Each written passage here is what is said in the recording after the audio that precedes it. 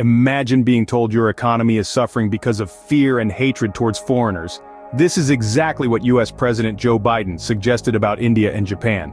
A statement that has sparked both heated discussions and raised eyebrows around the globe. President Biden's words have put a spotlight on the concept of xenophobia, a deep-rooted fear or dislike of people from other countries. So what does xenophobia have to do with an economy's performance? Well, it's a complex issue. Economies thrive on diversity, on the exchange of ideas and resources. When a country is unwelcoming to outsiders, it may stifle this exchange, potentially hindering innovation, investment, and growth. The reactions to President Biden's statement have been as diverse as they've been intense. Some agree, arguing that xenophobia can indeed have a negative impact on an economy. Others, however, have called it an oversimplification, claiming that economies are affected by a myriad of factors, xenophobia being just one of them. The question now is, how much truth lies in this claim? Can xenophobia indeed cripple an economy?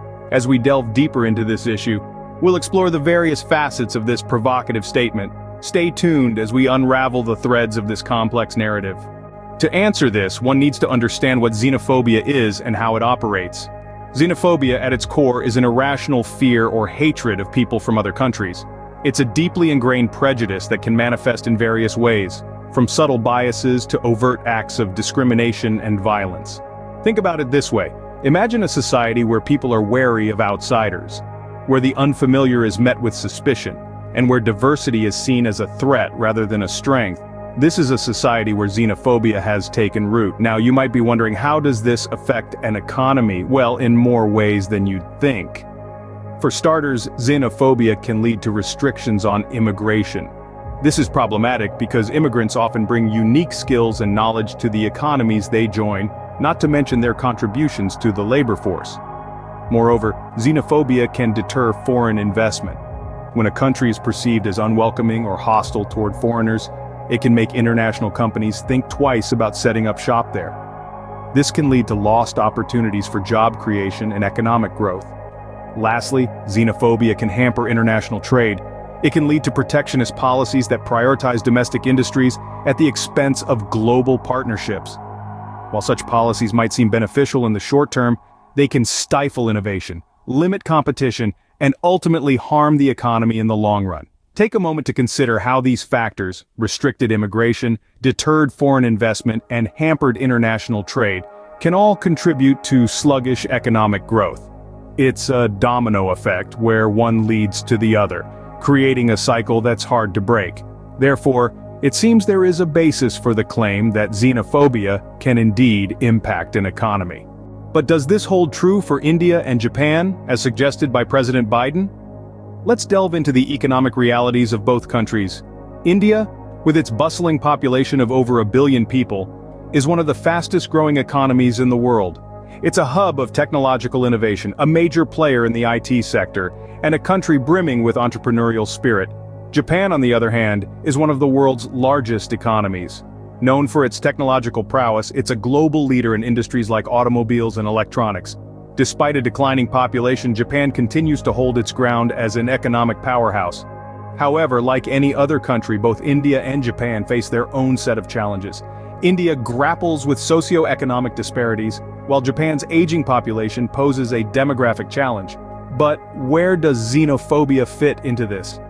Xenophobia, or the fear and distrust of foreigners, can indeed impact an economy. It can discourage foreign investment, limit tourism, and create social unrest. Yet it's a complex issue that can't be generalized or oversimplified. In India, while instances of discrimination do exist, the country is also known for its diverse culture and hospitality. It's a country where hundreds of languages are spoken and multiple religions coexist. Japan, meanwhile, is often viewed as a homogeneous society, but it's also a country that values harmony and respect. While there have been discussions around the country's immigration policies, it's a leap to label the entire economy as being hindered by xenophobia. So, does xenophobia impact the economies of India and Japan? The answer isn't a simple yes or no. It requires a nuanced understanding of the socio-cultural dynamics and economic realities of each country. While the presence of xenophobia and its impact on the economy can be debated, it's clear that such a claim has profound implications. This statement by President Biden has not only sparked controversy, but also raises important questions about the global economy. Let's consider the potential implications of xenophobia on the world stage. Xenophobia, or the fear and hatred of foreigners, can negatively impact international trade. It can lead to protectionist policies which may restrict the free flow of goods and services. This not only stunts economic growth, but also limits opportunities for collaboration and innovation. Moreover, xenophobia can strain diplomatic relations. It can breed mistrust and tension between nations, potentially causing conflicts or even wars. It can also deter foreign investments, as investors may be wary of unstable political climates. Lastly, xenophobia can affect foreign relations in more subtle ways. For instance, it can hinder cultural exchanges and mutual understanding, which are crucial for maintaining peace and harmony in our globalized world. In a world that is becoming increasingly interconnected, can we afford to let fear and hatred towards foreigners dictate our economies? This is a question we must all ponder upon. Thank you for joining us on this exploration of xenophobia, the hidden economic barrier. As we've discussed, xenophobia can have far-reaching economic and political consequences. But remember, it's not just about understanding the problem, it's about taking action. Consider this: how can you, as an individual, combat xenophobia? How can you contribute to a more inclusive, tolerant global society? We encourage you to reflect on these questions and to take a stand against xenophobia in your own communities. If you found this video insightful and want to stay updated on similar topics, don't forget to hit the subscribe button.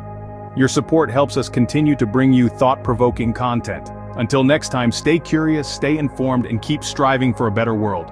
Remember, change begins with you.